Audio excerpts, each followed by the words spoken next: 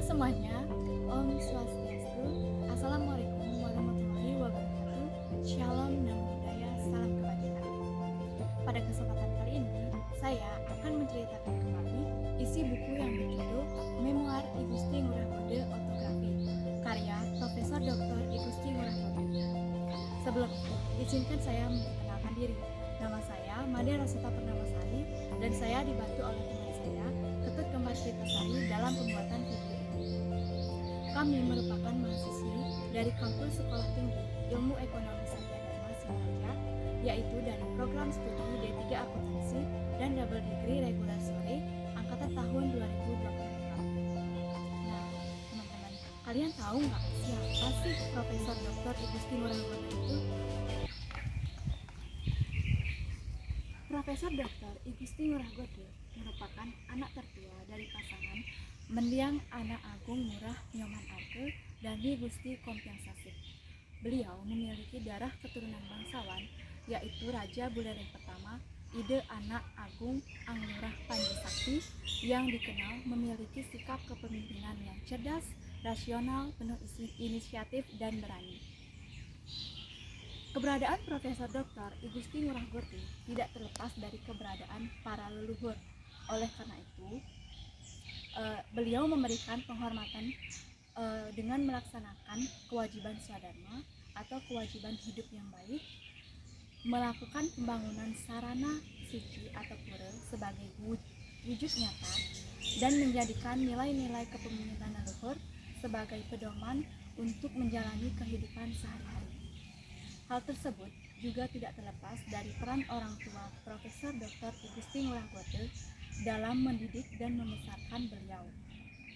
Nilai-nilai tersebut ditanamkan sejak kecil untuk melatih beliau dalam menjalani berbagai peran dalam kehidupan. Pada masa Brahmacari, Profesor Dr. I Gusti Ngurah Bode mengalami banyak kegagalan hingga membuat beliau mengambil keputusan besar, yaitu menikah dengan anak Agung Ngurah Ayu Ratini melalui sistem kawin lari guna menghindari konflik antar keluarga saat beliau masih berstatus mahasiswa semester 3. Sehingga beliau menjalani fase kehidupan berbaur antara Brahmacari dan Grahasta. Dampak dari keputusan tersebut membuat beliau dihadapkan pada masalah, kendala, dan tantangan baik dalam proses belajar maupun dalam perekonomian. Namun, beliau dan istri tidak menyesali, dan bahkan hal tersebut beliau pandang sebagai suatu tantangan untuk diubah menjadi peluang kehidupan yang sejahtera.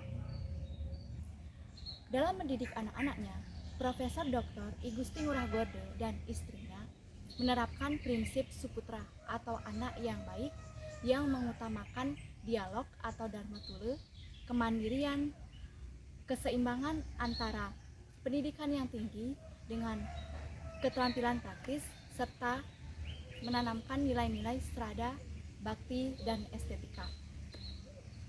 Saat beliau kehilangan ayah tercintanya, beliau melaksanakan upacara penguburan dan penyucian bagi ayahnya sebagai bentuk penghormatan terakhir.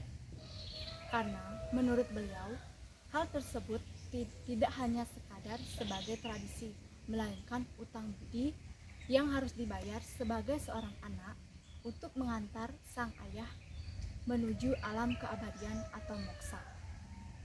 Tidak sampai di situ, beliau kembali dihadapkan oleh duka yang amat dalam, yakni kehilangan istri dan anak tercintanya saat proses penyelesaian studi. Di tengah-tengah perjalanan hidupnya ke masa depan, melalui pengimplementasian berbagai ide yang menjadi cita-cita orang tuanya. Dalam setiap diskusinya, beliau dikenal sebagai pribadi yang mengutamakan logika berpikir positif dan kesantunan.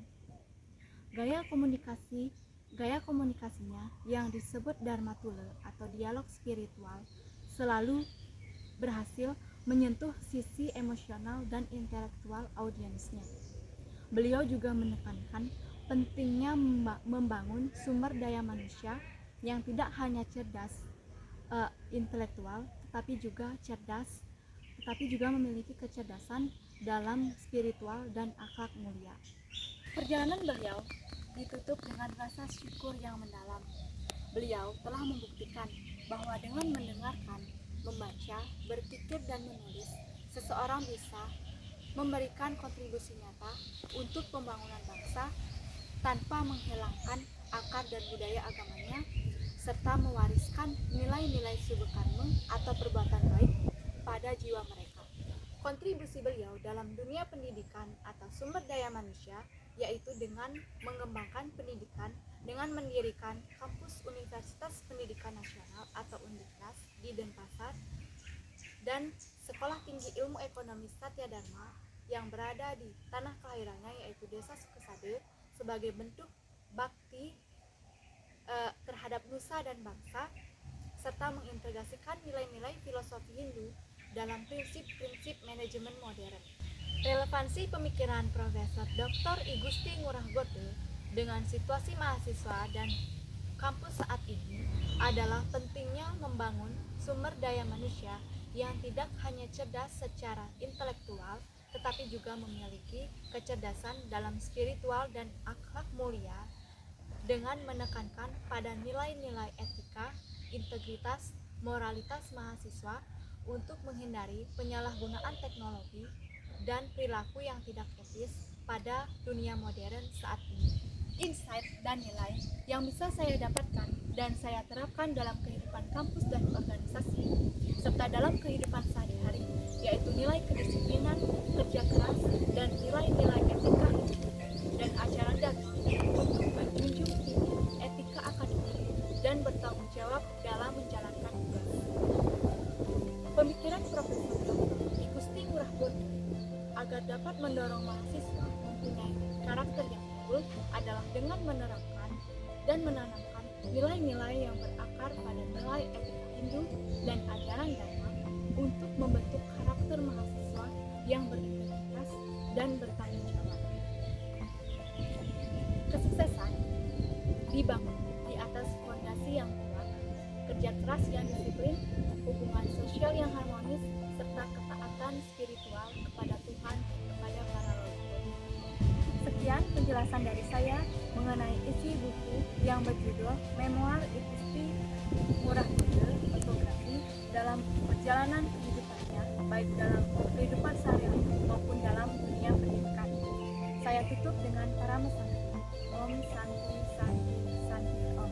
Assalamualaikum warahmatullahi wabarakatuh. Shalom, Namo Buddhaya, salam kebajikan.